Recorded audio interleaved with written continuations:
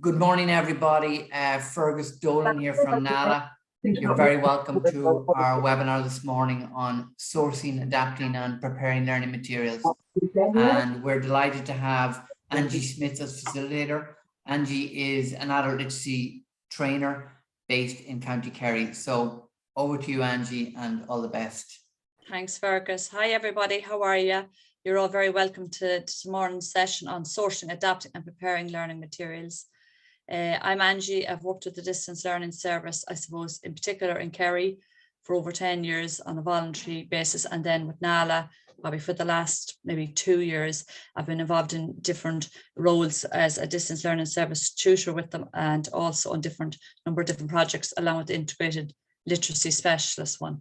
I also work a lot in the Munster area with different ETBs, in particular, anything from level 1 to level 6, between delivering programs myself.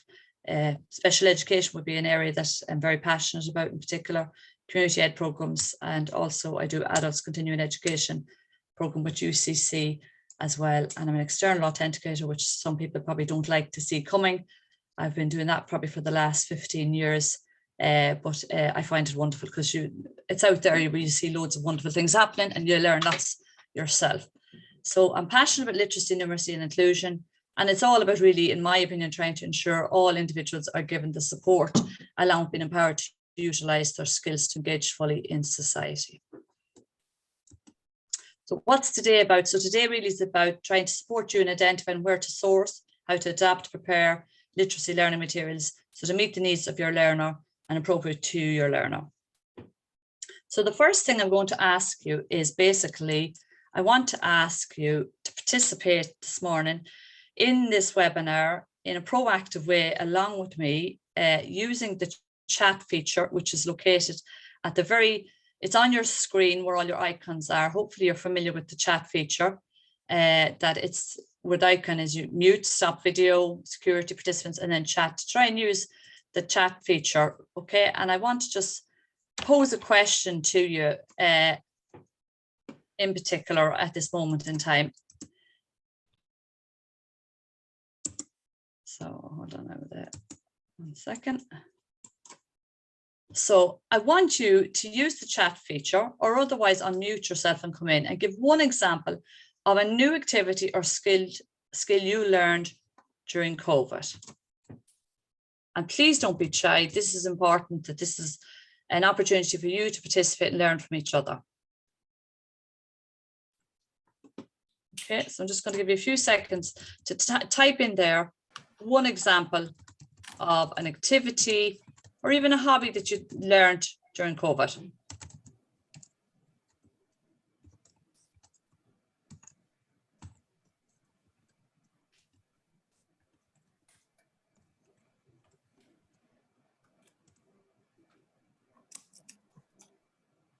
Well, very good. So I see sea swimming coming in, using chat. Absolutely, putting questions into chat.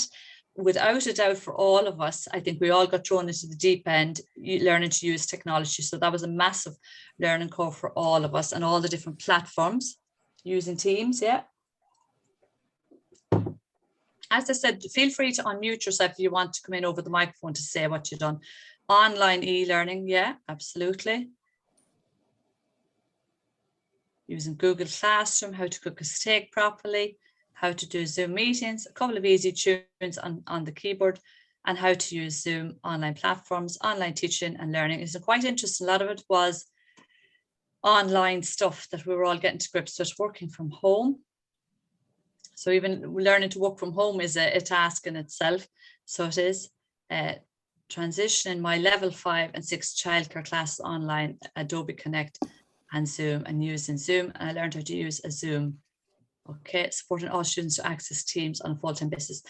Yeah, and that actually probably, as much as we had to teach ourselves, even getting used to getting our learners familiar with using, for example, maybe Teams, Zoom, Google Classroom, whatever platform you might have been using. Again, all took a lot of time and effort on everybody's behalf. Zoom and Teams, breakout rooms, using technology, different apps for teaching and learning, using Zoom and online learning. and homeschooling and learn to do Kahoot and Padlet on Zoom. Brilliant. So basically, you'll be delighted to know that I'm not going to put you through any of that today. In fact, one thing I was trying to learn before I came on was to put music to these pieces here when you'd be typing to chat. And as I was just saying to Fergus, even though I thought I'd right, I still didn't have it right. So now I have to go back and I have to try and rectify that for the next time I'm using it.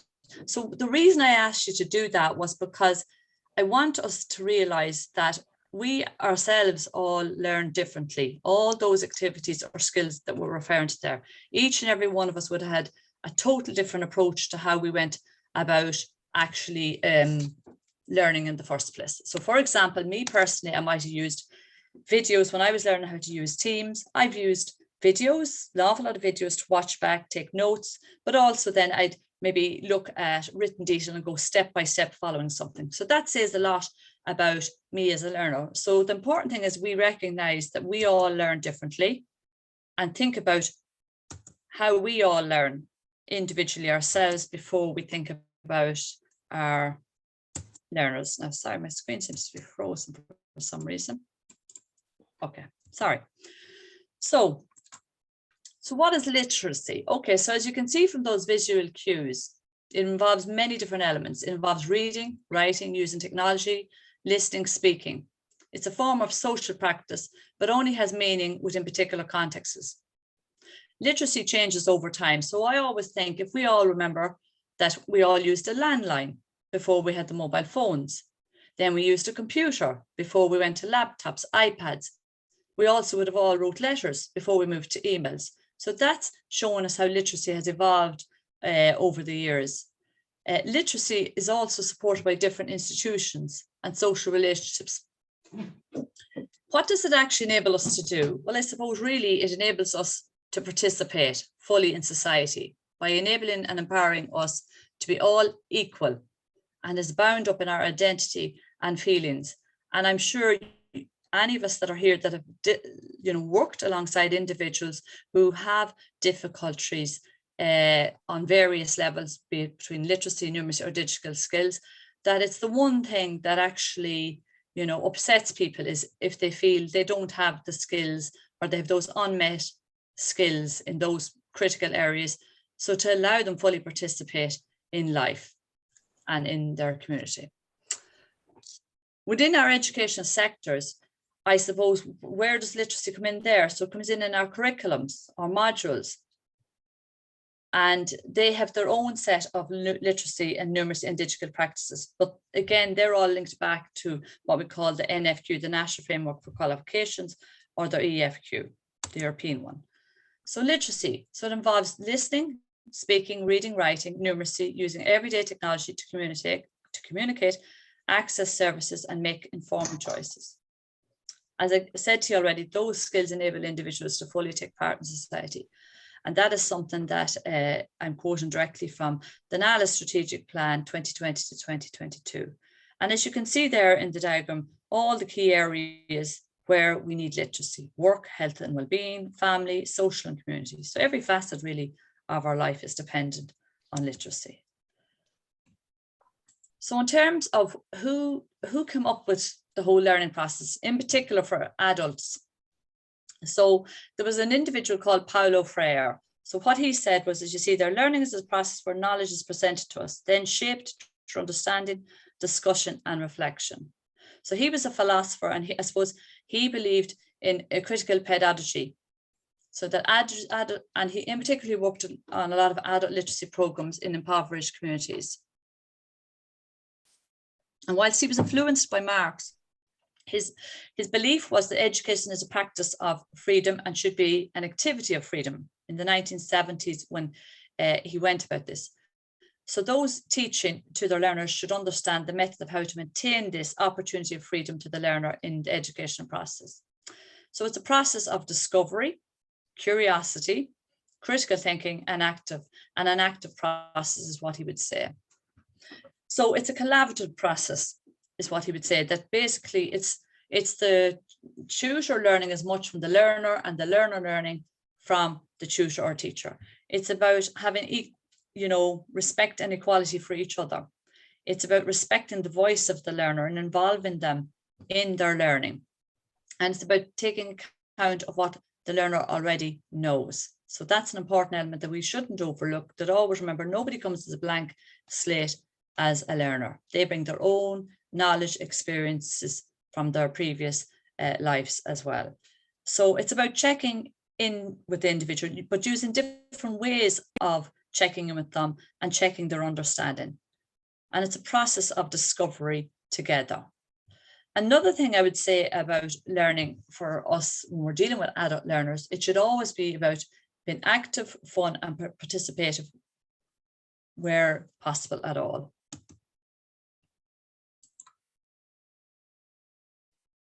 Okay, so the next part. So when we're looking at our learners, we need to look at it from the point of view is who will be using the materials that we're developing? Is it an individual or is it a group? What are their interests, needs, and goals? What are their strengths and skills? What are their learning styles? And then what can the learner do with guidance? And what can the learner do unaided? And Vygotsky was an individual who looked at this very carefully and said, you know, we really should always look at those elements. And then what can they not do? So focus on, obviously, again, going back to their strengths and abilities and playing on that. And then with the how element is for us as students then to think, how can I build on what the learner already knows? How can I teach the learner to set goals for themselves and to name what they want to know or do? So it's all about us creating tasks and activities that engage learners, are responsive to their lived experiences, and keep it relevant and real for the learner. Instill that all learners are valued and that their contribution to their learning is valued. Materials and topics should always take account of our learners' needs, uses, interests, and goals. And I'm sure you found that yourself, that no two learners are the same, and they all will have different needs, uses for what they want to learn, interests and goals. And also to remember, we need to give opportunities for them to strive. So we do that by engaging them in multiple different ways.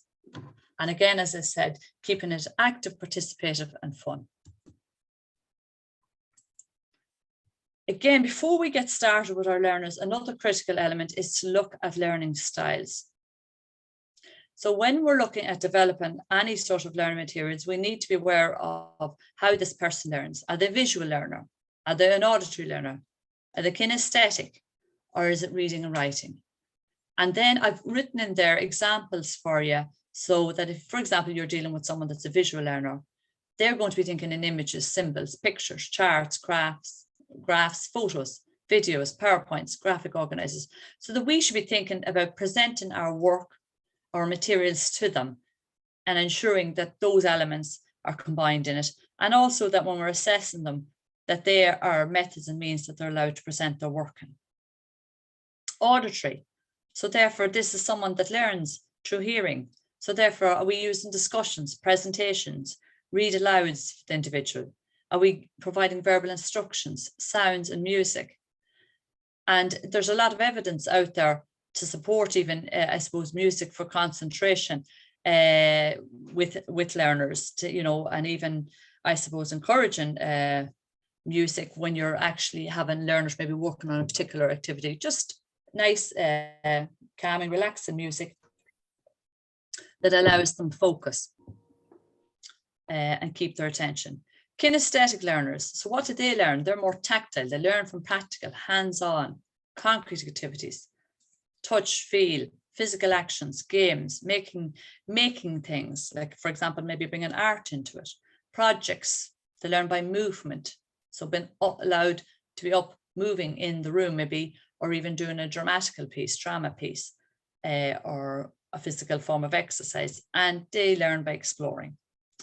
And then for those who like to read and write, that's where you'd be using books, texts, allowing them to note take, or dictionaries.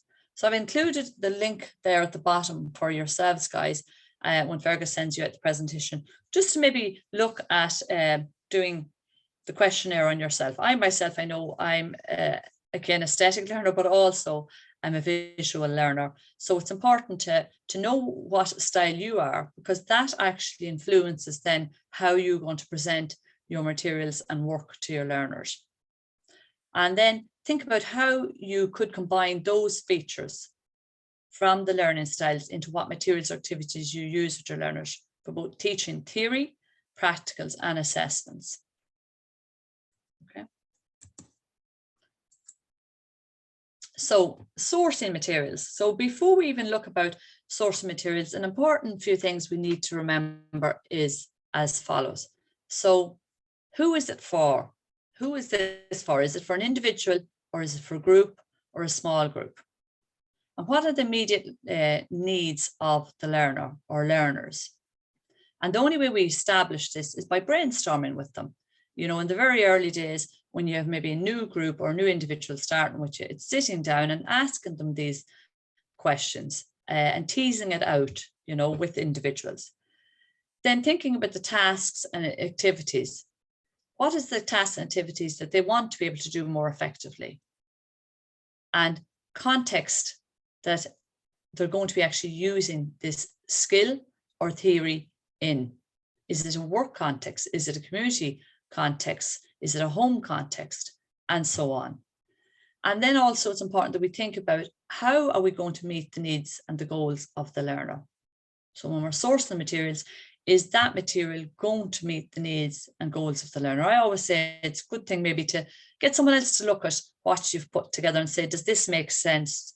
Do you know, what you know, ask someone else's opinion as well, because sometimes we might have produced a piece of work. I know myself when I've made worksheets up for individuals, and whilst I might think it makes sense and is very clear to me, then the actual individual can see it from a total different perspective. And again, depending on their ability to process information too, that can impact on it, and their cognitive ability as well. Preferred learning styles, again, going back to how do they like to learn, and ensuring that when we're sourcing materials that we're trying to ensure that we give mixed activities.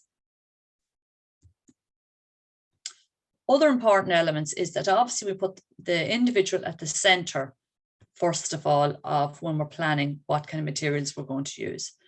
So I put the individual at the center there, and a couple of elements that we have to remember is to think about the individual's background, cultural background as well is important, and where they're coming from.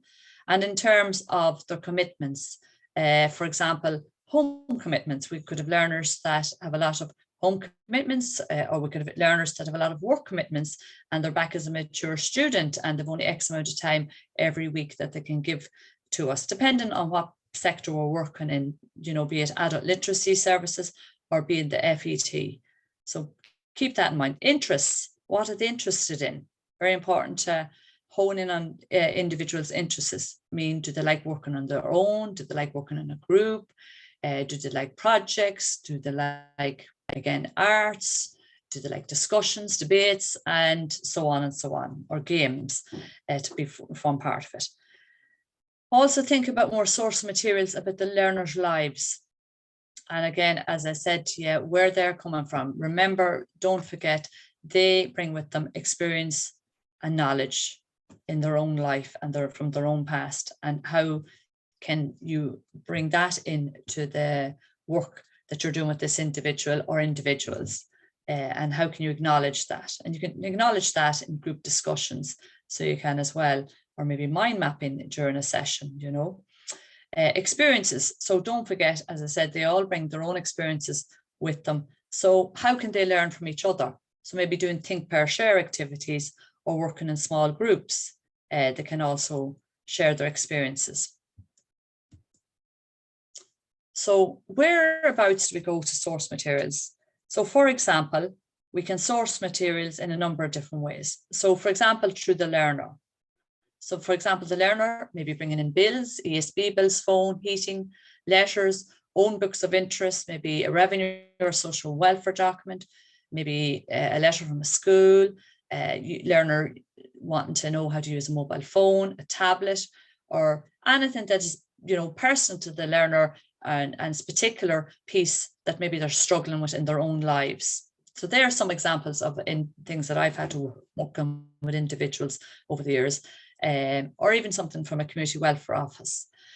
From a community perspective, you could use materials from shops, banks, statements, maybe opening and closing hours, pamphlets, restaurants, maybe menus, receipts from restaurants, Citizen Information Bureau or library. They're all good sources again for materials.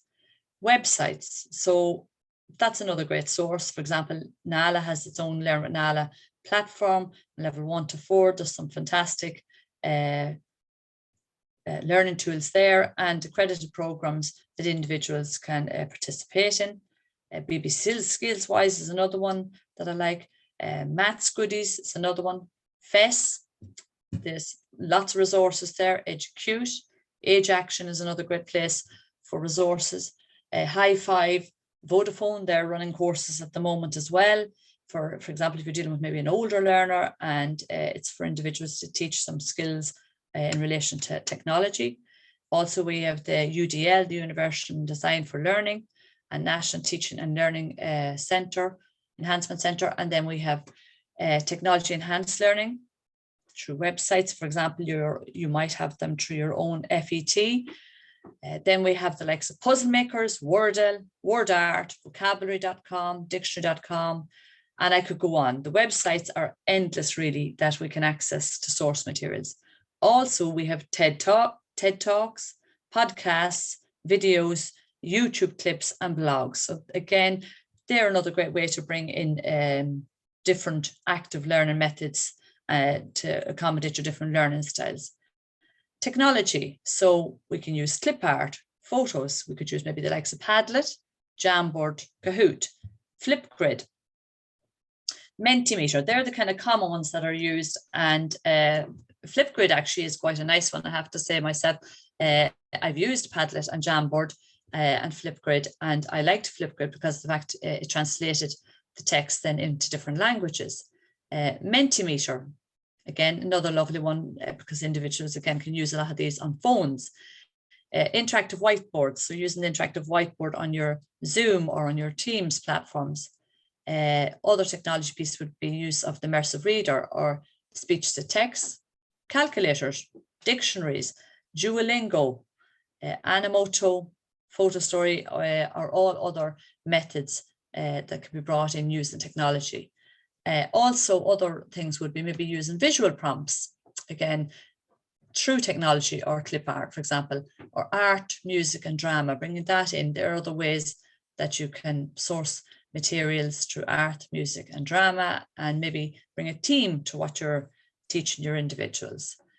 Also, the other one is tutor hubs, such as communities of practice. A lot of them have been set up with different ETBs, and they seem to be going quite well, and they're a great way for people to learn from others.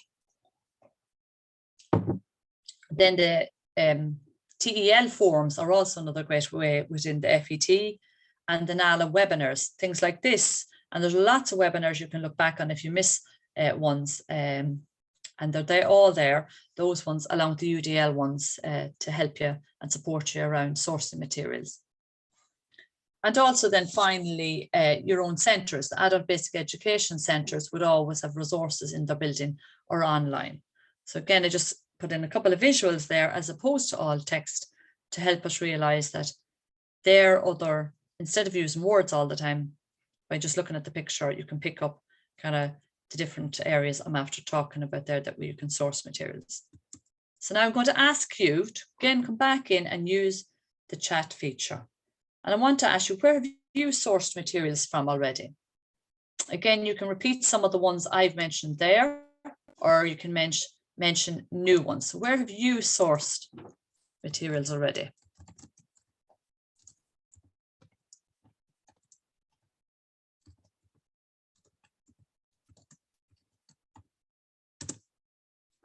So don't be shy, because this is an opportunity for you to share any other. So the FEST, the UDL, TED Talks, NALA website. Yeah, cookbooks, yeah, absolutely brilliant. Because again, that's a very practical based skill, but you can turn that into a theme and literally run with it in so many different directions because of the literacy element, the numeracy element, and even digital by maybe making it into that they have to, you know, make a little calendar with recipes on it at the end of the year, or make a little booklet. Cookbooks, UDL, as I said, there it's and FES is fantastic, and the TED Talks NALA website, mainly from libraries. Yeah, absolutely. Libraries are a good source of books, you know, and in particular, depending on the level of your learner, you know, you can often get books that are appropriate, for example, maybe for a level 1, level 2 learner, right the way up to those that might be level 3, 4, depending on what you're dealing with. Educute, yeah. Educute, very good. They have lots of resources on the Educute, and I've seen a lot of individuals use Educute and just modify then, you know, what is in it and adapt it to suit their learners. From the NALA website, absolutely, NALA has a brilliant tutors hub with lots of resources. Online from YouTube and FES. Local newspapers, indeed, Facebook and announcement, yeah, very important piece there, because when we're looking at local newspapers, you're keeping it relevant maybe to the individual. So you are, and indeed, if they're trying to source employment, and Facebook announcements, yeah. Bamboozle, I haven't heard of Bamboozle again. If whoever put Bamboozle in wanted to come in, by all means come in and speak. Danny, if you want about Bamboozle, haven't heard of it at all, but sounds interesting. I'll certainly be looking at that one myself. NALA, YouTube, Ahead, and libraries, yeah. So Ahead is one of the other individuals who have fantastic resources, and I've included all these links at the end for any is that maybe mightn't be aware of all the different sources that we can get materials from. That Ahead has actually a really good resource hub as well. Word Search Creator, yeah, online, absolutely. Yeah, for puzzles, UDL, YouTube. Brochures, supermarket brochures, yeah, cookery books, brilliant. Pictures from old calendars, really useful, stimulate discussion or as a prompt. Lovely, love that. Very simple idea there, but it doesn't even involve having to go to the computer at all. Yeah, pictures from old calendars, yeah. Prompt. Teacher's Corner, yeah, I've used the Teacher's Corner, Ashlyn, another good one as well. Busy Teachers, another really good one as well. I forgot of myself that I've used. British Council on Learn English Teens, haven't heard of that one. Very good. Live Worksheets, I've heard of that one. And Puzzle Maker and Educate, brilliant. As I said, feel free, anybody, to come in and speak. You don't have to all type in if you don't feel comfortable using chat, and if you're happy to unmute, by all means do. I'm an ESOL student. I've used, yes, ESOL flashcards website. Brilliant, excellent. NALA local newsletters. Yeah, the newsletter is really good as well. The NALA newsletter can be really good, and the fact that it's always talking about something current. Brainbox games, lovely. Aidan, I haven't heard of Brainbox games. Sounds another interesting one. Bananagrams, Breach, another one I haven't heard of. Something good about moving around the letters. Again, that's very good for the tactile learner, the individual who needs that bit of movement, the kinesthetic learner. Great. TV and radio channel stations, yeah, very good, because you'll always have individuals who want to know about, you know, current affairs, or want to know about what's happening in the world, you know, around them. And COVID there was the best example, because in the end of the day, we had a lot of people who wouldn't have been aware of all the materials that come out, and then translating them back into their own language, and also then the visual prompters that would have been needed to help visually prompt people as well. And then obviously having ads that would provide the audio recording. ESOL Materials Ireland, WordWall, SQA, brilliant. Great to see some of the ESOL ones there, because oftentimes people can find it difficult enough to get appropriate stuff for their ESOL learners. Centres DVD collection, brilliant. Lovely to see that someone has a collection of DVDs. GCF Global is great, brilliant. Thanks, Aisling. I wasn't aware of that one. Audiobooks on YouTube. Yeah, Bamboozle, all kinds of resources. Brilliant. Thanks, Danny, for letting us know. It's a bit Americanized. And Lexia reading program. Thanks, Mary, for that one as well. Brilliant. Excellent. So great mix of resources there. So hopefully there's something there for all of you that you've all found. Oh, Sparklebox. Can buy Brainbox games in Smiths and Easons. has games on maths, country, history. Oh, brain box games. Now I know what you're talking about, Aidan. I thought it was something maybe on an online platform. Yeah, I've used brain box games like that. Again, myself, brilliant, absolutely excellent. Has games on maths, countries, and history. And Boggle good. Text videos and text individual lesson. So GCFE again looks very good because it seems to be adapted already with the text and the video, you know, for your learners. Again, bearing in mind that learners all learn differently, the audio learners and the visual learners. Great. I don't think I missed any there. So brilliant. So hopefully you've picked up a few resources there for yourselves, guys. Okay. Every so often now the screen seems to now.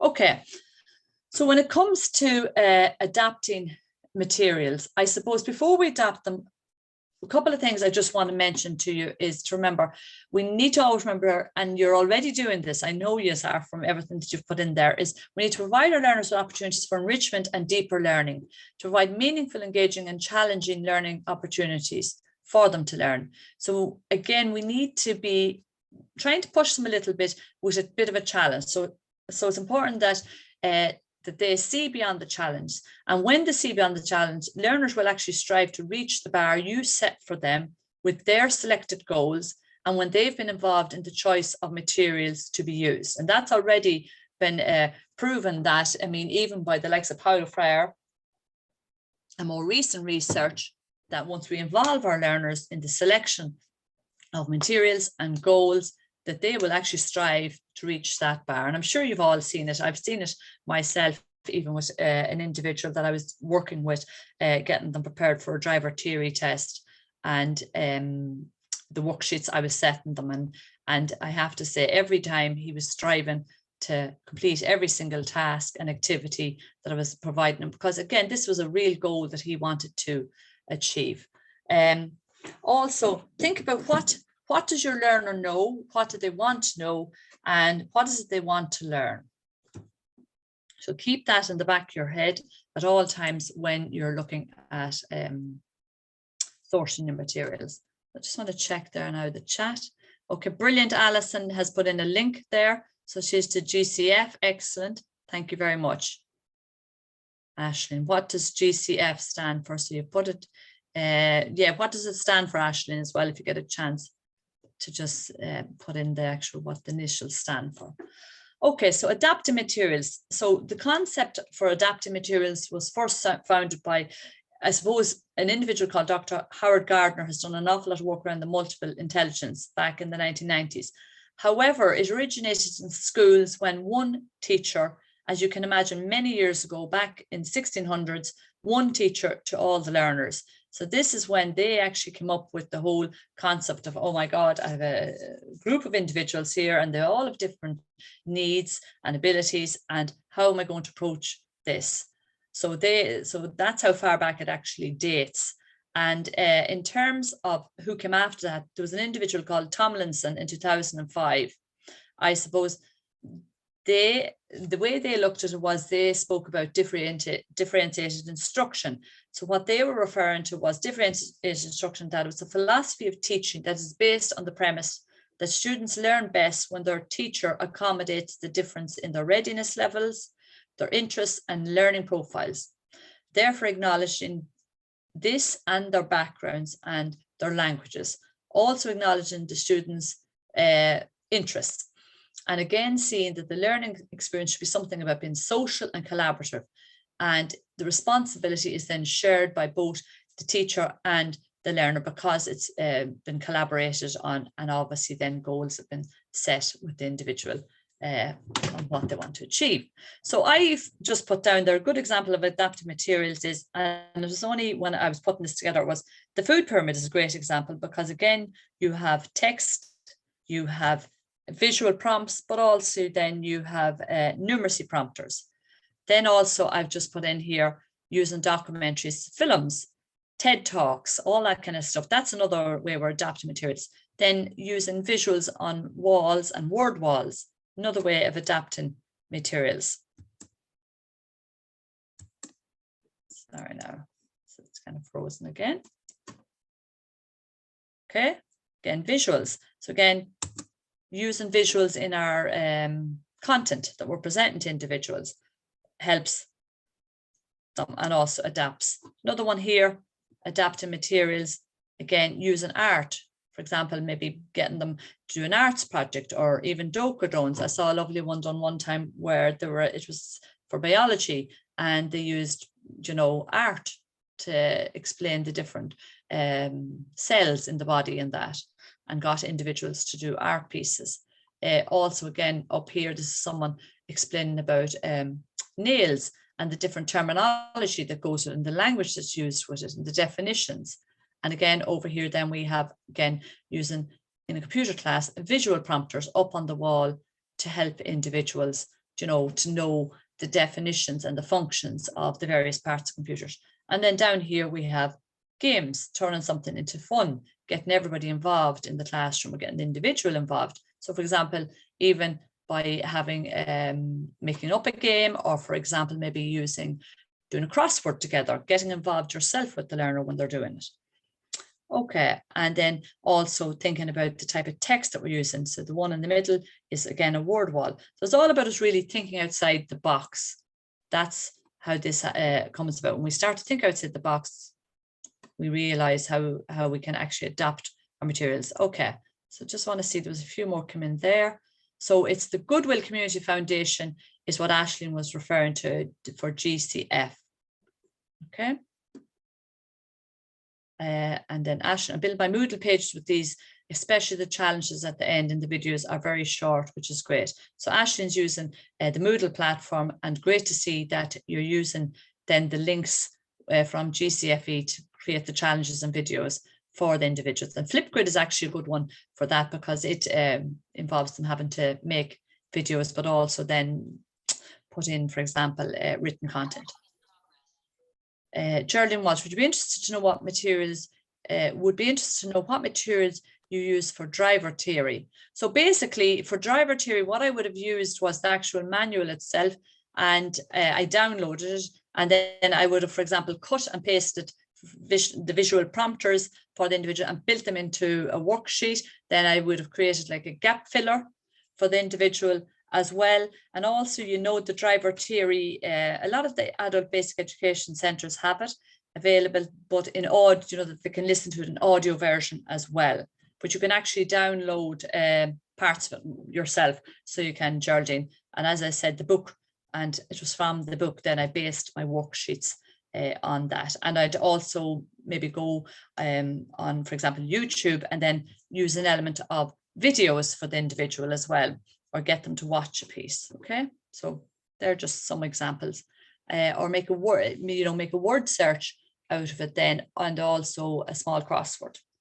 Would anyone have any suggestions for basic digital maths games for a young person who is barely literate? So basic digital maths games. So maybe that one's maths goodies that I spoke about there earlier. If anybody else has another one, by all means, come in there. Mary's just asking. So she has, if anybody has particular basic digital maths game for a young person. Okay.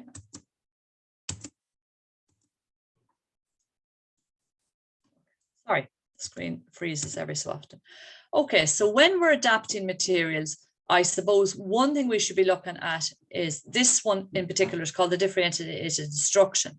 So there's 4 elements to it: the content, the process, the product, and the effect. So when we're looking at content, we have to think about what has been taught. Is it looking at the learner's interests? Is it age appropriate? Are they academically ready for it? And is it pitched at the right level? The language proficiency. So are we combining maybe activities, maybe using the likes of Duolingo videos? They're just things I've put in myself here, and I'm thinking about, are we using maybe a questions and answers format? Are we maybe using gap fillers with words at the bottom as prompters in our maybe a worksheets, if that's what they need?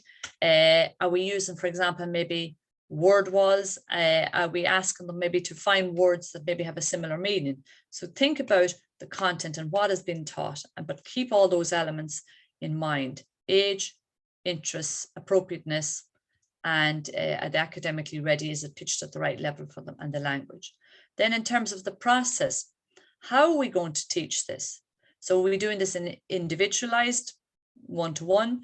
Are we doing it maybe through pairing, and maybe be using an exercise like think, pair, share? Are we doing it in small groups? So maybe if we're doing it in small groups, we might use something like the interactive whiteboard, flip charts.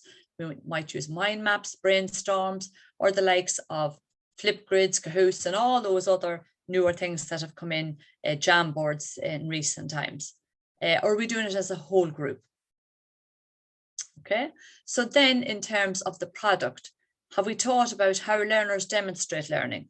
So how are we going to get them to demonstrate?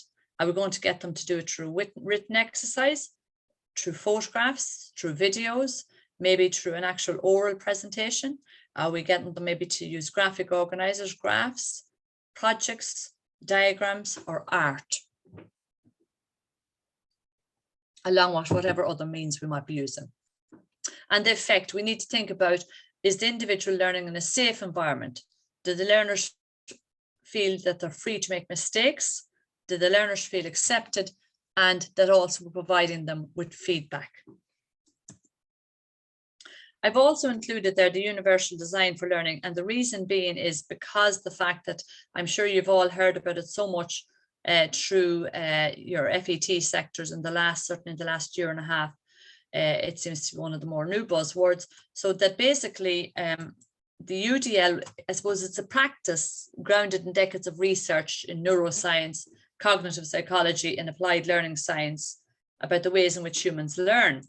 And I suppose what it's looking at is in terms of three elements, multiple means, so that when we're adopting materials that we're looking at multiple means of representation, so that we present information and the content in a variety of ways, so to support the understanding of our learners with different learning styles and abilities. Then expression. So are we presenting it in multiple, are we allowing our learners to present multiple means of expression? So we're offering options for our students to demonstrate their learning in various ways. Are we allowing them choices in the types of assessments that they do? And then multiple means of engagement. Are we stimulating and motivating them? Are we sustaining their enthusiasm for learning by promoting various ways of engaging with materials? So again, that's come back to, you know, using a mixture of ways and means for your learners when you're adapting materials. Don't just over rely on the written text or maybe videos. Okay, so I'm just going to go back here for a second to what has come in here. So basically Mary put in then, Deborah, reading circles, looking at text from different perspectives. Absolutely. Group can make posters taking out key information because no two individuals will think in the same perspective or manner anyway. Not heard of Flipgrid yet. It's very good. Try it out. I actually found it enjoyable when I was trying to practice and learn it myself initially. Any suggestions for flashcards for ESOL beginners or students with low literacy in level 1? Well, sometimes what I have found with flashcards, if you go to Busy Teacher, I have found is quite good, but also I'd often buy flashcards, boxes of them myself. So I would, and then maybe take a word, mix up, you know, break up the words, then mix up the letters and try and get them to put it back into order and stuff like that with text. That's just, I'm just giving you one example there. So I am of things I've done, but also flashcards, you can buy them in an awful lot of the newsagents and shops. But the most simplest way is, or even if you do a piece of writing and get them to actually language experience. So get them to actually call it out, then type it down, and then give them back the piece of text, but maybe jumble up the words and so on, so that put them all back in order. That's another good one I found for the individuals with low literacy levels, in particular level 1 and 2. They're driving school to provide the theory mock test online. Brilliant, yeah. Thank you. I was using audio and disc, we'll try some worksheets. Yeah, so it's really about developing your own bits and pieces and plucking bits together that you think might be suitable to go into a worksheet for the individual. And you know, any free phone apps to learn the time and money? No, off the top of my head, Visnos is a particular one I was told about by a group I'd done some work with. Visnos was one for learning the time. Okay, Deborah, I heard this Nala session earlier this week. Looks excellent for flashcards. Brilliant. Yeah, the ESOL resource. Brilliant. Really good one put in there. By, was that put in that one? That was Mary. Okay. And see another lovely one there. Ashley has put in one around team building. So problem solving, so games. Recommend a set of flashcards to buy. So Deborah, as I said, if I was buying flashcards, I would always go into the likes of a Prime-Ed as well. Is a really good one as well. Don't have to come into my head.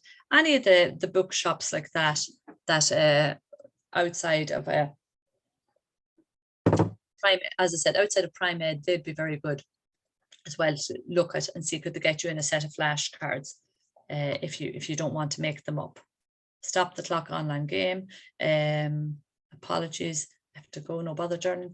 Yeah, that's perfect. Okay, so frozen again. Okay, so I'm going to ask you now again, back to yourselves, how have you adapted materials already for your learners? So we've spoke about a good bit there, right, about using the UDL, but also differentiated instruction. They're just two examples. There's many more examples and strategies out there, to be honest, but they're just the two I've chosen for today.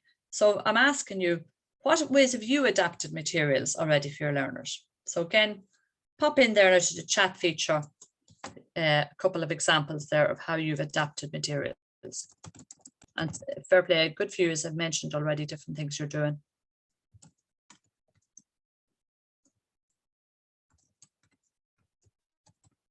So when we're adapting, remember that we're trying to engage several individuals at any one time, but allowing them maybe to present the evidence in different formats. And again, trying to stimulate the motivation. And you adapt it by, again, as I said, you maybe having a video 1 minute, having a TED talk, sending them out, something that they have to watch, or asking them to watch this and then write something down, or do a word search, or maybe do a quiz, or maybe do transcribing a piece of text. There's lots of ways. So I'd rather you now speak for a small bit about ways you're doing it. Live transcribe is another one that I'd heard of there recently, guys. I forgot to mention to you, or Google Translate. Big Picture is another one for ESOL. It's an ESOL resource that I've heard of. Okay. Adding voiceovers to all PowerPoints. Yeah, brilliant. So that a student can listen back to the key points of a class. Absolutely, absolutely. A Screencast-O-Matic is another one that you can record in advance and obviously send it out then to your learners and they can listen back. Getting students to create a poster version of the work and then debate with other students. Brilliant, absolutely excellent. Problem-based learning, set them a problem to discuss in small groups. Absolutely. Yeah, and again, that's about keeping things active, keeping it participative. The last thing any learners want, and actually I only heard it recently, someone was complaining that that they weren't getting to participate. It was actually a secondary school student in their class, and they just, I think they were going off doing a totally different task. So again, trying to keep people involved, you know. Using Kahoot's quiz at the end of a session is a fun way. Yeah, absolutely, to check in, getting them to come up with some questions. Brilliant, love that, because you're coming at it from a collaborative way and involving your learners. Okay.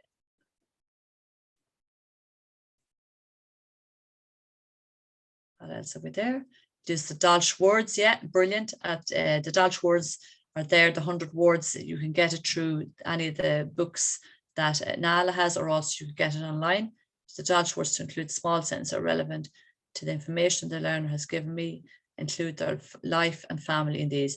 Yeah, very important when it's, for example, maybe our ESOL learners in particular, keep in mind that involve, you know, something that's relevant to them, that's real, but that they could relate to. Get students to create a poster, yeah. Yeah, watch a documentary and have a debate of it. So give them something even in advance that they can watch before they even come into class as part of the homework, as opposed to set maybe too many written tasks. Again, depending on how busy an individual they are, and maybe make it form part of the discussion at the start of the class, and your worksheet could be designed out of that, or your quiz when they come into class the following day. Okay. Okay. So now, what other things have we to think about when we're preparing materials? So when we're preparing materials, we need to make sure it is relevant to the learner. Make materials clear and easy to use with simple instructions. Use a variety of active learning and assessment methods. Consider language and design. Support learners to use relevant reading, writing, and numeracy by providing examples. So I'd always say, no matter what worksheet we give them, make sure that you give them one example at the start of it, and also maybe give them prompters or hints or guides. For example, maybe the words at the bottom that would go into the gap filler, for example, or matching of, for example, words. I'm thinking of compound words, even matching, for example, in a task. Also, involve learners and give learner useful feedback. Absolutely, it's critical that we involve our learners and we give them feedback, because if we're not giving them feedback, therefore we're not going to be letting them know how things are actually going for them, and where improvements might need to be made. Again, as adult learners, they want constructive criticism. You know, they want to be told if things aren't going well and where they need to improve. So watching documentary as a whole class, easy to do now, absolutely, with the RT player, no need to record. Yeah, brilliant. Watch a documentary, have it, and have laminate individual discussion points. Brilliant. Lovely. Excellent. I just want to mention as well to you guys that you can get the writing and design tips. I haven't included that particular link, but I have lots of other links included, and there's a book called Simply Put that will help you develop and write in plain, simple English as well.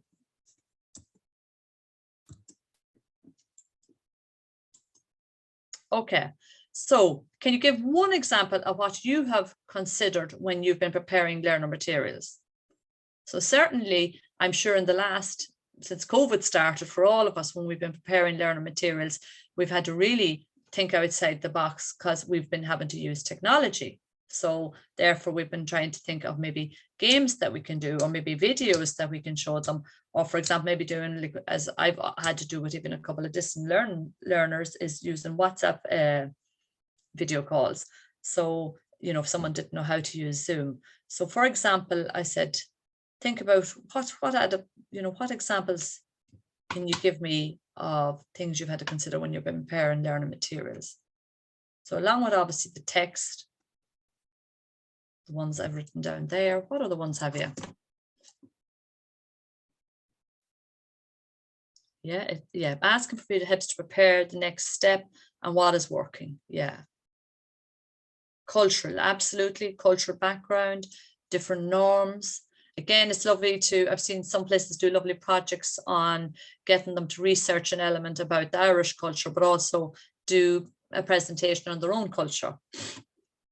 I've seen that done with ESOL groups. That materials are appropriate, not childish. Yeah, absolutely, Hilda. You know, we have to have age appropriate materials. And again, that meets the needs of the learner.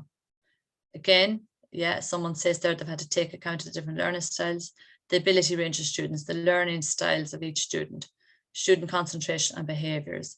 Yeah, Nesta, I totally agree, because therefore when you have a mixed group with concentration levels and behaviours, you need to have maybe, for example, movement included in classes, so getting up and actually maybe doing a role play, for example, or something, bring them up maybe to the interactive whiteboard if it's classroom based, something that's going to engage them tactile wise. Yeah, the learner will achieve some levels of success every learning session. Yeah. Additional needs student, an individual educational plan. It's very good. I've used IEPs, and again, it tries to keep them on track. Some level of success in every, Mary as well. Another thing is that it's important that they're achieving some level of success in every learning session, and that we're praising that and that we're recognizing that. So yeah. So it's important, the ability range of students learn of each student concentration, and additional needs IEP. Okay, very good, excellent mix of stuff there.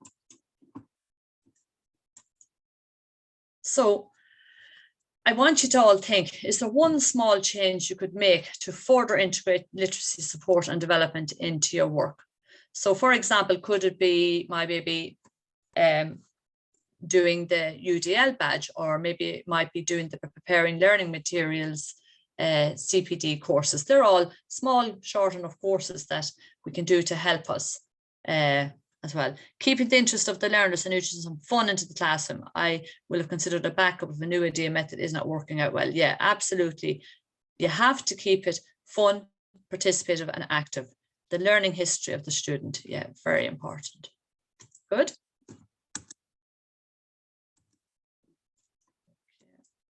So guys, I've included some additional resources for you here, okay? And again, they'll be all in the links that Fergus will be sending out. So we have the guidelines and reference books, the UDL, FET, plain English guidelines, then the courses where you can go and do bits and pieces for yourself. The resource hubs, I've included the one for the ETB and the one from Ahead. Also, I've included NALA's, because NALA has excellent resources as well, and FES. And also the teaching and learning, another great place there to learn more about adapting materials, and Educute, I'm sure you're aware of. And I've included some videos at the end and also a QR code. This book here is a book from NALA. It's called Preparing Learning Materials. You can download it. I would encourage you to look at it. It's a brilliant resource. I referred to it a good bit as well in preparing for today's presentation. Finally, we learn 10% of what we read, 20% of what we hear, 30% of what we see, 50% of what we both see and hear, 70% of what's discussed with others, 80% of what we experience personally, and 95% of what we teach to someone else. So basically, we're learning through someone else. So any questions for me, guys, before we finish up? I just want to see, there's two there in the, would it be possible to get the links to the webinar that were held earlier this week? So is that okay, Fergus? Yeah, Mary, if you email me or anyone else, if you email me, I'll send them. Because I've sent them out to so many people. I don't want to send them to everyone here today for earlier in the week in case the people here today have been at the earlier webinar. So just email me and ask me which ones you're looking for. Okay, brilliant. So, basically, yeah, it's only a whistle stop tour, to be honest, because you could go on forever really about these three elements, I find. But keep up what you're doing, everybody, because you have fantastic examples there. And that was a great, what I would call a good community of practice there, just people sharing their knowledge.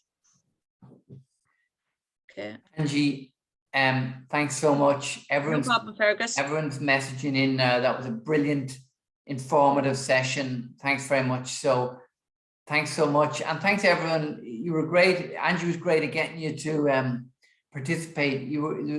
That was the best webinar I've seen yet for participation, and that there was constant ideas from other tutors. So that was great. And people were saying, oh, I like that idea, or, you know, yeah. So there's a lot from Angie, and then there's a lot from everyone who was here who gave ideas. So thanks a million. So I hope you all enjoyed it. As I said, this is recorded, and we'll edit this next week and put it up on the NALA YouTube channel. And we'll also, this afternoon, I'll send out Angie's presentation to everybody. So thanks a million, Angie. Very collaborative, someone's just said. So all the best, everyone. Brilliant. Okay, bye-bye. Thanks We've a last webinar tomorrow, actually, on from 11 to 12, and there's still a place on developing blended materials for the flipped literacy classroom. And that's Aoife Fitzsimons and Alison Jones from Galway ETB. So thanks, everyone. And thanks a million, Angie. That was fantastic. Great. No problem, Fergus. Thank you. Take Angie. Bye. Bye. Thanks a lot. Cheerio. Bye-bye. Bye.